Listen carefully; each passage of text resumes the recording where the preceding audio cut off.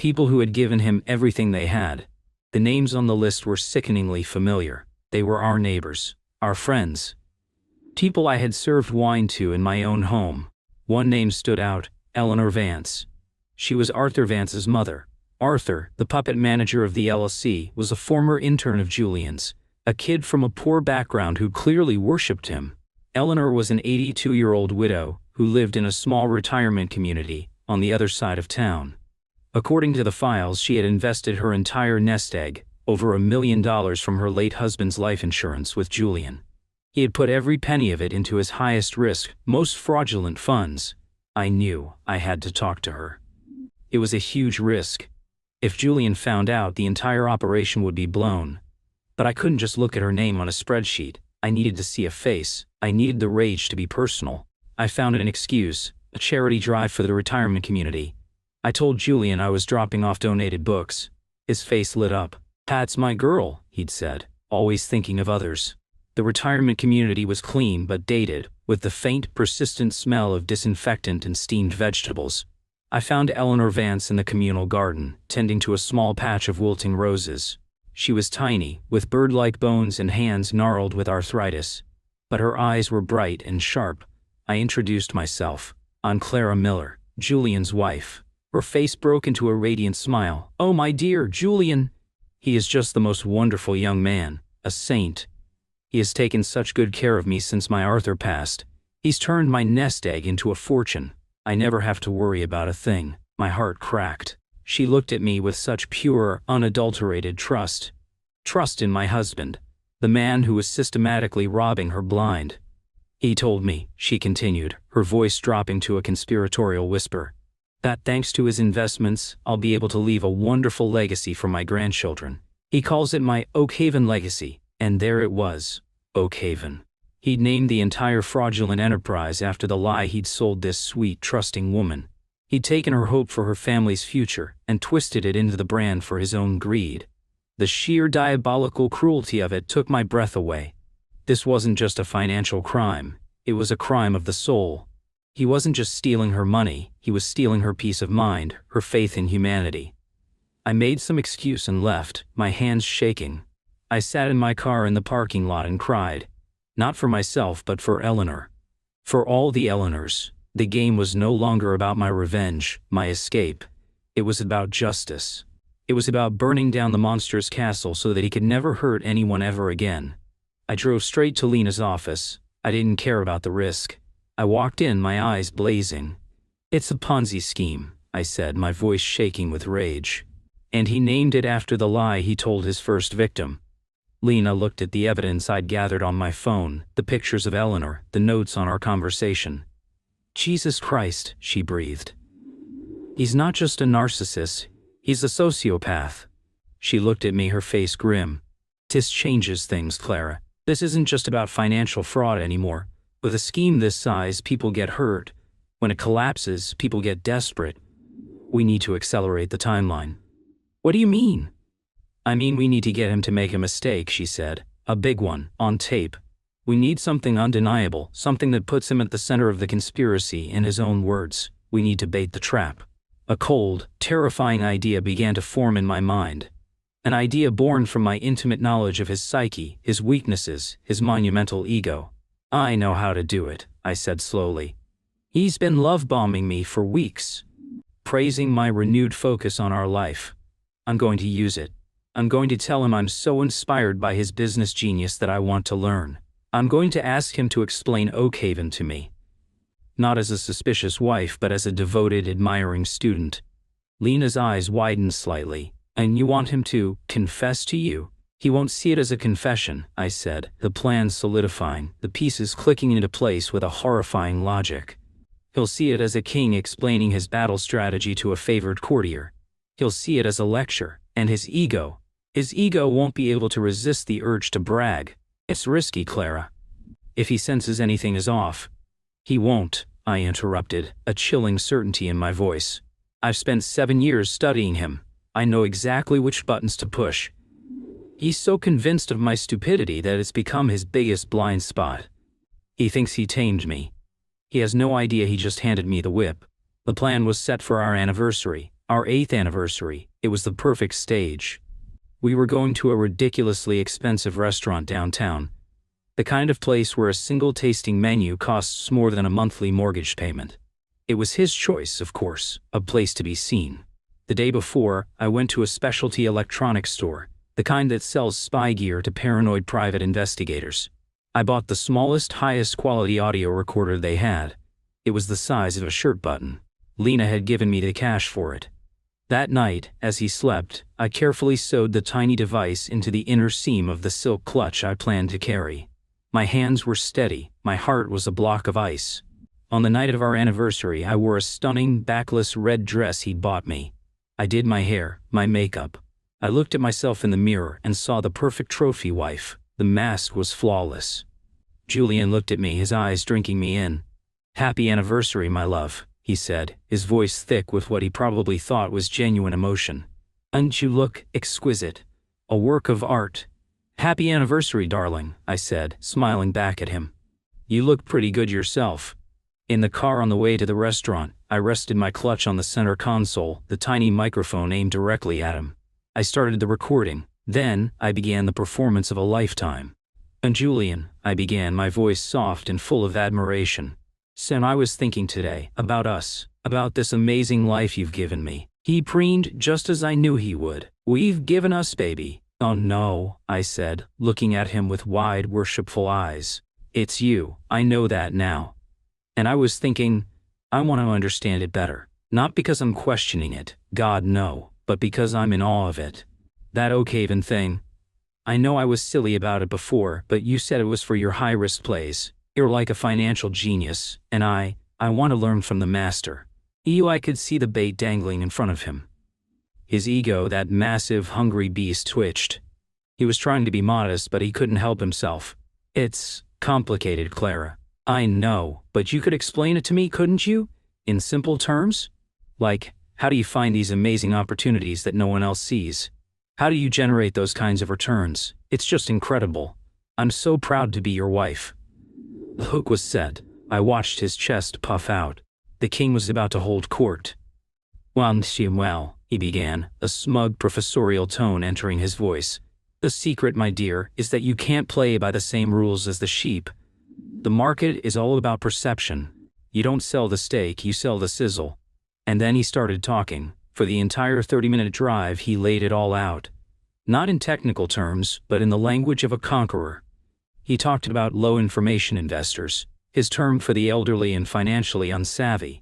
He bragged about how he could sell them on anything with the right story.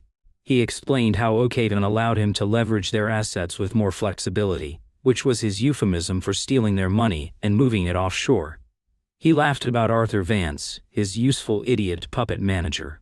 He was so wrapped up in his own monologue, so high on my fawning admiration, that he didn't hold back. He was a god explaining the universe to a mortal. He was Icarus, flying directly into the sun, drunk on the heat. And my tiny, perfect microphone was catching every single damning word.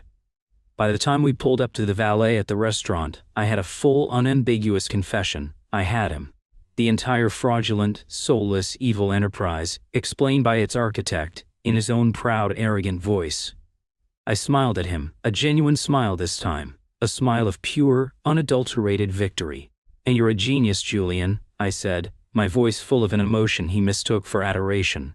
"A true genius." He beamed at me, completely oblivious. "I know, baby," he said, kissing my hand. "I know." Ace, we walked into the restaurant, into the heart of the life he thought he controlled. I felt a profound sense of calm. The long night was almost over. The trap was set. The evidence was gathered. All that was left was to spring it. The end of Julian Miller was not going to be a quiet divorce or a sad separation. It was going to be a supernova, a spectacular, public implosion that would vaporize his entire world. And I was the one with my hand on the detonator. The dinner was surreal. We sat at a corner table overlooking the glittering Austin skyline, a constellation of man-made stars. Julian ordered the most expensive bottle of champagne on the menu, a crystal that cost more than my first car. He held up his glass, his eyes shining with self-satisfaction. "To 8 years," he said. "To the most beautiful woman in the world, and to a future that's only going to get brighter." I clinked my glass against his, the sound a tiny false chime in the opulent room. To the future, I echoed, my voice a perfect imitation of a happy wife. Inside, I was a coiled spring. The recording in my clutch felt like it was burning a hole through the silk. Throughout the meal, I kept him talking. I'd ask a seemingly innocent question about a particular investment strategy, and he would launch into another self-aggrandizing explanation, each word another nail in his own coffin.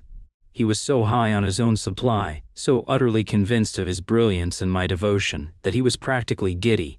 He was giving me the blueprints to his own destruction and gift-wrapping them with a bow. This, I realized, was the true nature of his sickness. His narcissism wasn't just a character flaw, it was a fatal vulnerability. He couldn't conceive of a world where he wasn't the smartest person in the room, where the woman looking at him with stars in her eyes wasn't a worshiper, but an executioner. When we got home, he was amorous, emboldened by the champagne and his own ego. He pulled me close in the foyer, his hands tracing the line of my backless dress. "Let's continue the celebration upstairs," he murmured into my ear. My entire body went rigid. The thought of him touching me now, after everything I knew, was a violation so profound it made my skin crawl. I had to get out of it, but without raising suspicion. I summoned the last of my acting reserves. I put my hand to my head and swayed slightly. "Oh, Julian," I said, my voice breathy and weak. "And ain't it champagne? It's gone straight to my head. I feel so dizzy." I leaned against him, feigning helplessness. "I'm so sorry. I think I just need to lie down." Disappointment flickered across his face, but it was quickly replaced by his default setting, condescending concern. Condescending concern. Of course, baby, you're so delicate. Go on up. I'll be there in a bit." I practically ran up the stairs. In the guest room, my sanctuary, I locked the door and leaned against it, my heart hammering. I pulled the recorder from my clutch, my hands shaking. I plugged it into my burner laptop, put on headphones and listened. It was all there, clear as a bell. His voice smug and confident, detailing felony after felony. It was the smoking gun. It was the hydrogen bomb. It was the hydrogen bomb. The next morning, I met Lena at a small anonymous coffee shop miles from our neighborhood. I slid the burner phone and the audio file, now transferred to another encrypted drive, across the table to her. She put in her own earbuds and listened, her face impassive. After about 5 minutes, she took them out and looked at me. Her expression was a mixture of awe and horror. "And my God, Clara," she said, her voice low, "you did it. This is everything. It's more than enough."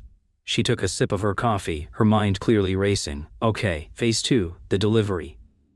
"What do you mean?" I asked. "We can't just walk into the FBI office," she explained.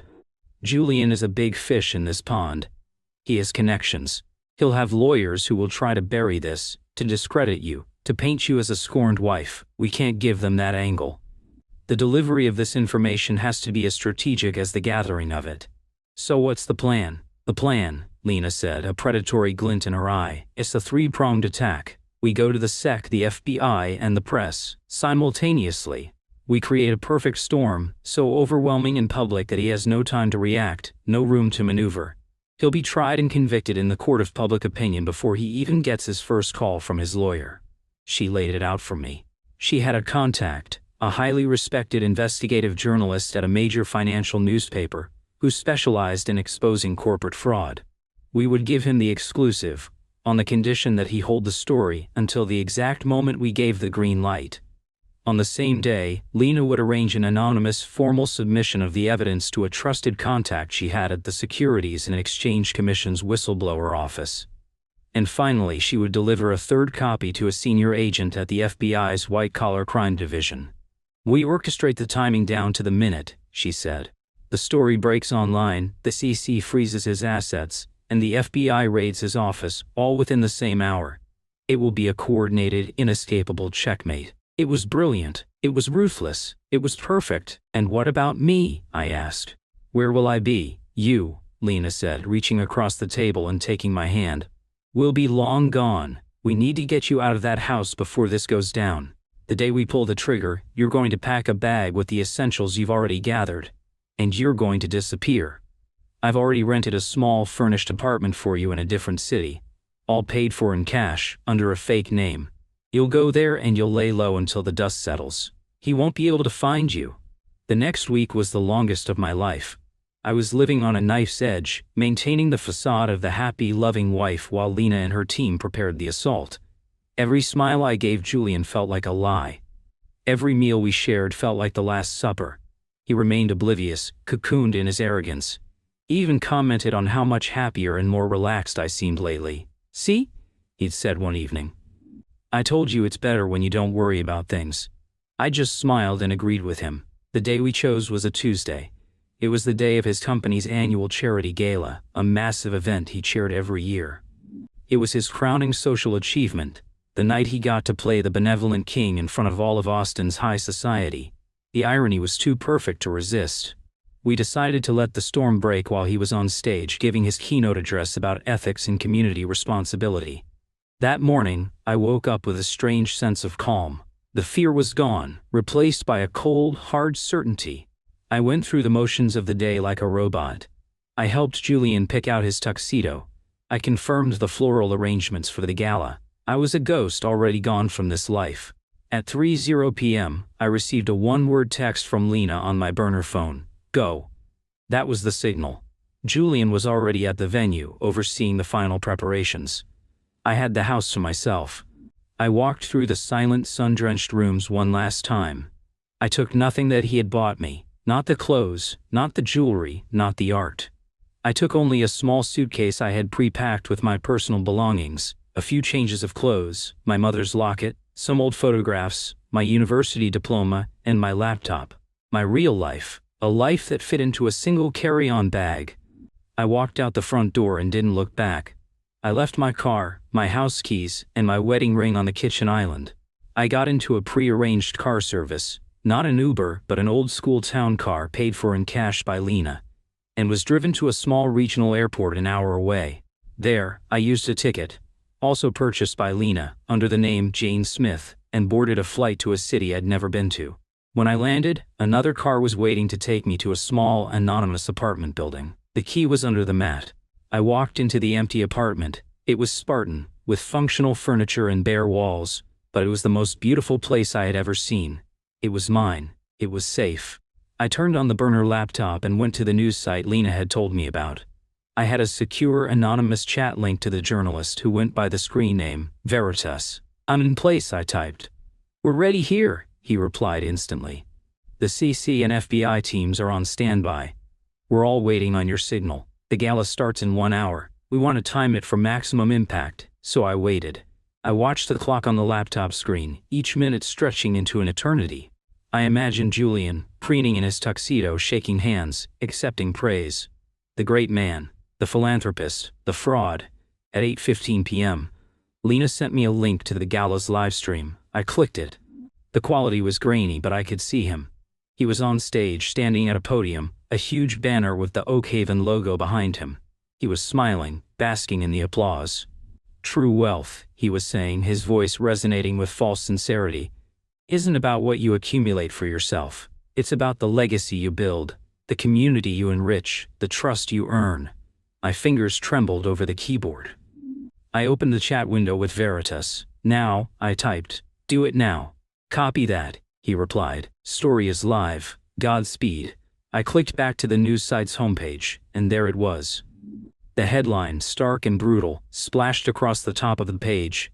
Austin wealth manager Julian Miller, accused of masterminding decades-long Ponzi scheme, defrauding dozens of vulnerable investors. The article was a masterpiece of journalistic destruction. It had everything. The audio clips of his confession, the leaked documents, the heartbreaking testimony from an anonymous source identified only as a close family member of a victim, Eleanor Vance, whose story I had passed on. It even had a picture of Julian, smiling and confident, taken at last year's gala. I switched back to the live stream. The change was just beginning. I saw a few people in the audience looking at their phones, their faces confused, then shocked. A murmur started to ripple through the ballroom. Julian, oblivious, continued his speech, but his voice was starting to falter as he noticed the disturbance. Then, I saw it. The two main doors at the back of the ballroom swung open. A group of men and women in dark suits and windbreakers with EFBIE emblazoned on the back entered the room. They moved with quiet, terrifying efficiency. Julian stopped talking. His smile froze, then collapsed.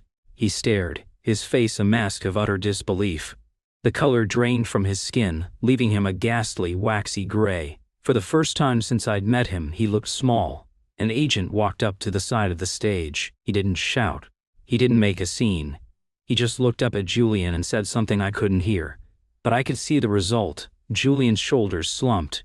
The microphone slipped from his hand, hitting the podium with a loud thud that echoed through the now silent room. The confident, powerful man was gone, replaced by a hollow shell. He looked lost, terrified, and utterly, completely broken. I watched as 2 agents escorted him off the stage, past the rows of his horrified friends and clients. I watched until he was out of the frame. Then I closed the laptop. I sat in the silence of my empty apartment. I didn't cheer. I didn't feel a rush of victorious adrenaline. I just felt quiet, a profound, bone-deep stillness. The storm had broken. The war was over, and I had survived. The aftermath was a media firestorm, just as Lena had predicted.